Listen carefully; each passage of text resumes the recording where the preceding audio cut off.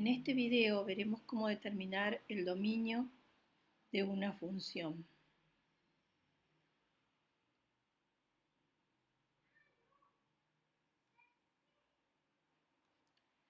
Sabemos que el dominio es el conjunto de los valores de x reales para los cuales una función definida desde un subconjunto de números reales en reales está definida. Ese subconjunto para los cuales esa función está definida es lo que llamaremos el dominio de la función. En general lo simbolizamos dada una función f de a en R tal que y es igual a f de x. El conjunto de todos los posibles valores de x para los cuales la función está definida es el conjunto A, o sea, el dominio de la función es el conjunto A. Bien, vamos a ver con diferentes ejemplos cómo determinar el dominio. Sea, por ejemplo, vamos a ver en el ejemplo 1, una función común, por ejemplo, una función polinómica, 3x cubo más 2x menos 1. Como podemos ver, en este caso no hay ninguna restricción sobre las x. ¿Por qué?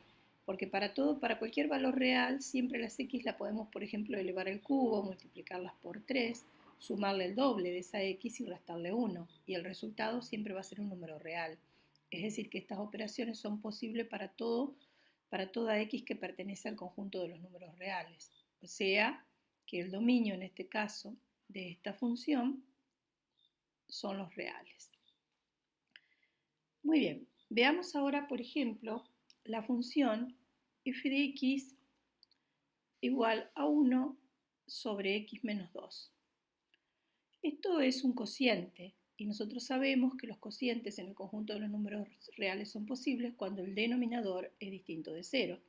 Entonces, tenemos acá en el denominador la expresión x menos 2. Tenemos que preguntarnos cuándo x menos 2, o para qué valores de x menos 2 es distinta de 0.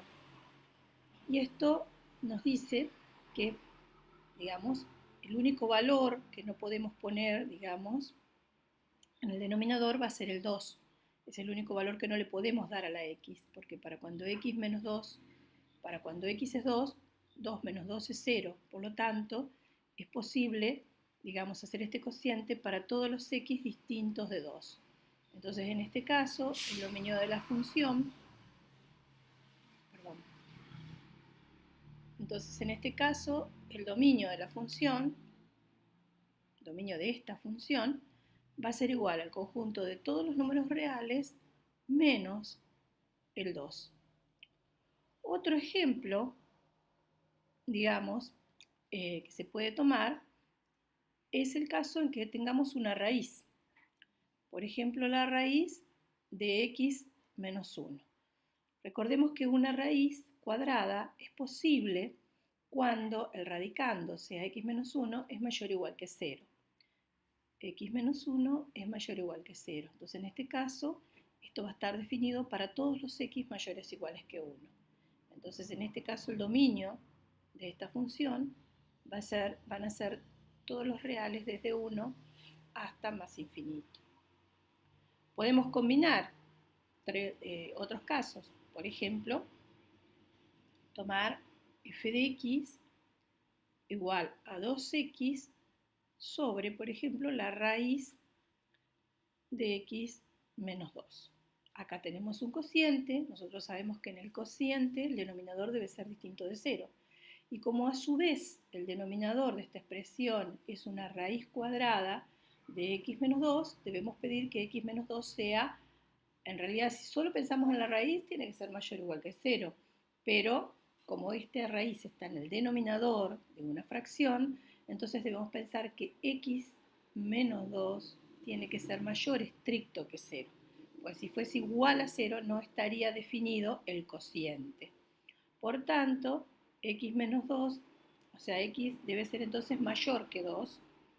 Y esto es posible, entonces el dominio de esta función es posible para todos los reales que pertenecen al intervalo 2 más infinito.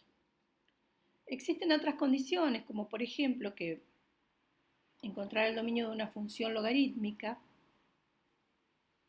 logaritmo natural, de x menos 1, debemos pensar que el logaritmo es una función que está definida solamente para los números positivos, es decir, cuando pensamos el logaritmo de x es para los reales positivos. En este caso tenemos el logaritmo de x menos 1, o sea, debemos pedir que x menos 1 sea mayor a 0. Por lo tanto, esta función está definida para los x mayores que 1, es decir, para todos los números reales que son mayores que 1. Por lo tanto, el dominio, por ejemplo, de esta función es igual al intervalo 1 más infinito. Así que va a ser el conjunto de todos los números reales que pertenecen al intervalo 1 más infinito. En este caso tenemos varios ejemplos en donde repasamos un poquito. Si tenemos una función de tipo polinómica, en donde las operaciones están definidas para todos los números reales, entonces en ese caso el dominio van a ser todos los números reales. En el caso de un cociente, tenemos que pensar siempre que el denominador tiene que ser distinto de 0, es decir, tenemos que buscar cuáles son los x para los cuales ese denominador es distinto de 0, y entonces en ese caso, como en el ejemplo, serán todos los reales menos los valores que anulan el denominador. Cuando tenemos una raíz cuadrada, o sea, siempre que pensemos en una raíz cuadrada o de exponente par, tenemos que pensar que el radicando, digamos, o sea, la expresión que está debajo del signo radical, tiene que ser mayor o igual a 0. Y en el caso del logaritmo, tenemos que pensar que el logaritmo es una función que está definida para los números positivos, nada más. Por lo tanto, la expresión que tiene como argumento el logaritmo, digamos, tiene que ser un valor mayor que 0, es decir, va a estar definida para todos los números para todos los x que hacen positiva esa expresión.